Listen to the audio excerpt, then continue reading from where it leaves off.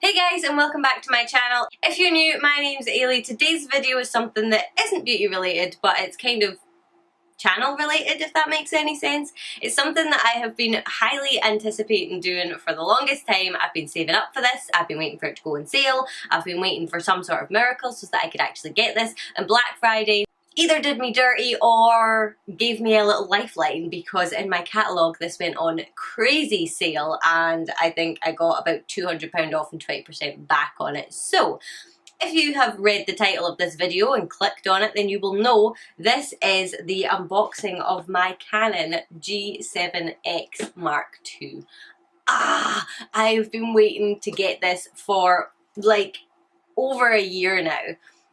This is every vlogger's camera. I think there's a couple of different ones that people use, but this is the one that I decided that I wanted once I had researched into them.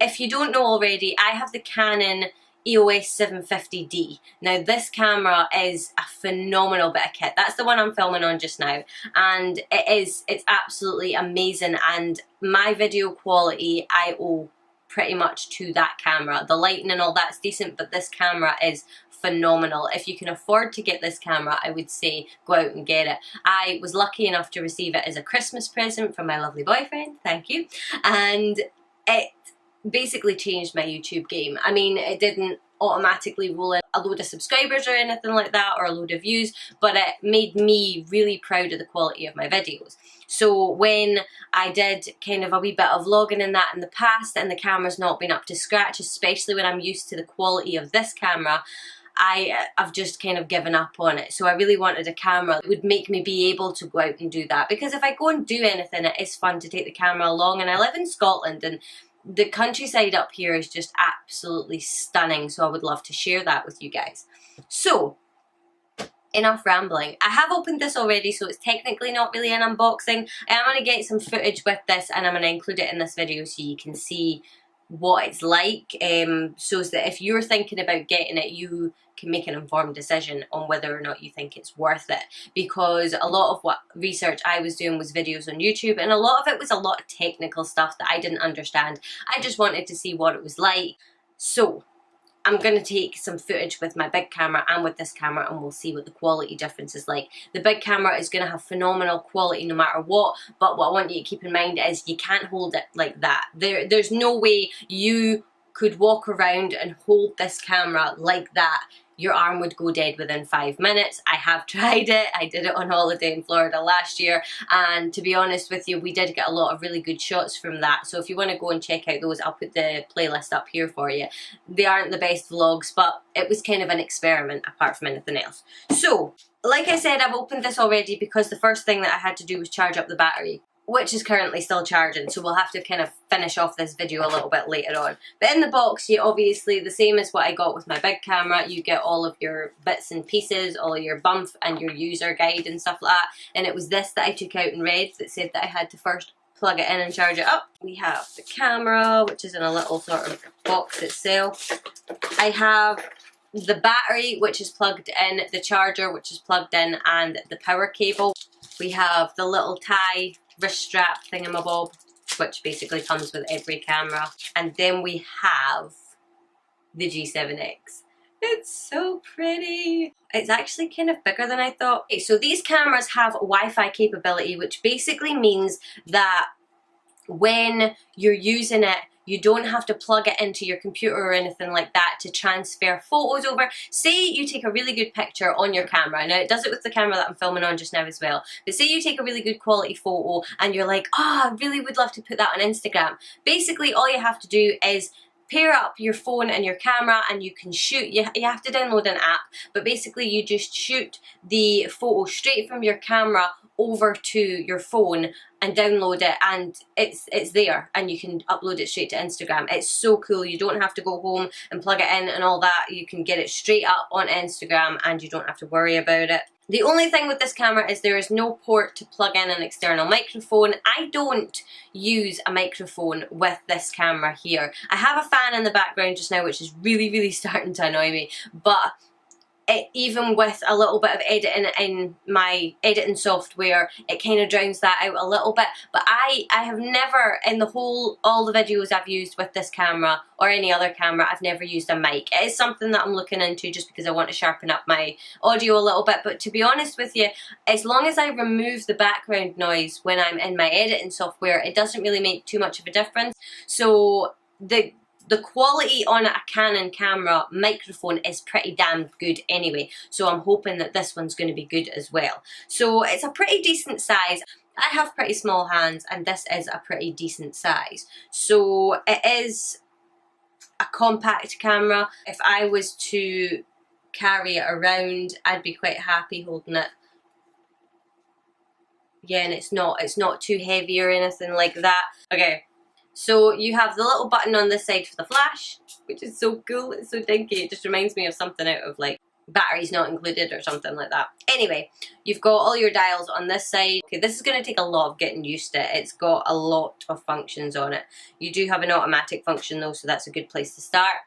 The screen on the back, this was like the main most important part for me, flips up like this. It doesn't flip out and make the camera massively wide or anything like that. It flips up nicely and it's got a really, really decent bracket on it. It's really sturdy. I mean, you've probably seen, if you're looking for this camera, thinking about buying it, you've probably been watching a million of these videos anyway. You've got your shutter up here, your on and off, and your video recording back here. It's a normal SD card that goes in it and pops straight in. Like I said, there's no battery in it just now, so I will have to show you later on in the video. Well, it'll be later on for me, it'll be like in 5 seconds for you. A little bit of footage from it and a little bit of close up more about the camera. I can maybe film this camera with that camera and show you some of the menus and stuff like that. Get a wee bit more in depth in it. It does have a little screw bit down here for a tripod, it actually makes it easier to hold if you're vlogging and stuff like that. So yeah, I will see you in just a second. Okay, so don't mind the fact that I'm in my dressing gown. This is so weird. This lighting, by the way, if anybody has an iMac that they edit on or whatever, and you're like pushed for lighting, you don't have any good lighting, just put it on like a white page and the lighting is pretty awesome.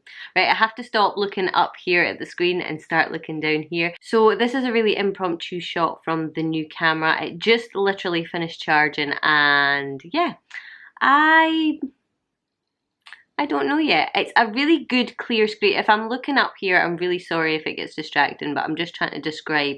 It's a really cool clear screen. It's picking up colours really nicely. I'm going to have to fiddle about with the settings a little bit to see what I should have it on, because a lot of the time you'll just flick it on automatic and forget about it. But when I started doing the settings correctly on my main camera, that was when I really found that my video quality and things like that really got a lot better. But just a quick glance at it, I'm seeing that it is very, very similar to my 750D.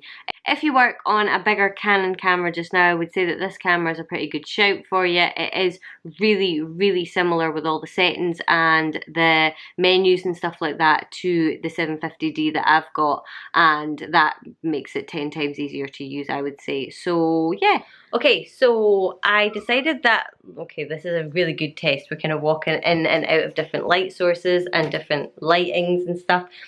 So everything is artificial light just now in here, and basically what I'm doing is I'm just taking you from the living room, where I just did a little snippet, upstairs to my filming room, and I just want to see kind of how this camera, I'm really sorry, I'm looking at the screen and I'm trying not to, but I just want to see how this camera performs as I'm moving, as I'm walking, as I have to hold it up and stuff like that, as I'm coming into like really dark places and stuff like that.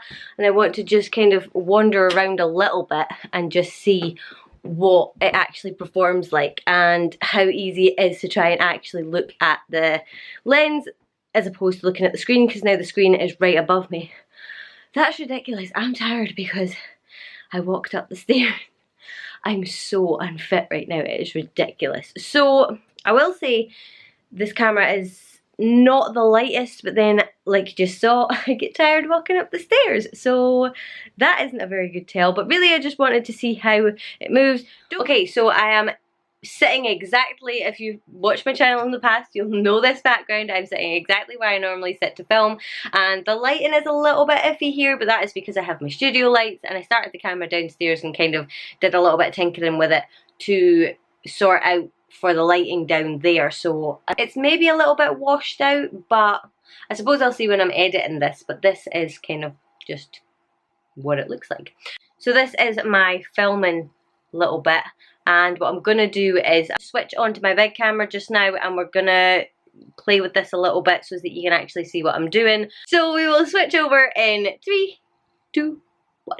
Okay, so we're back, and this is the camera right here. This is really difficult. I don't know how people who film about like comparisons with cameras and tech and stuff like that do it, because this is really confusing to me, and I have a funny feeling that when I come to edit this video I am going to be so confused at what goes where. But anyway, so obviously you've just seen a little bit of footage of me downstairs in sort of normal house lighting, so I wanted to try and sort of give you an idea of what it looks like. So you've got your on-off button up here, and then your display back here. Obviously that is just, hello, me behind it.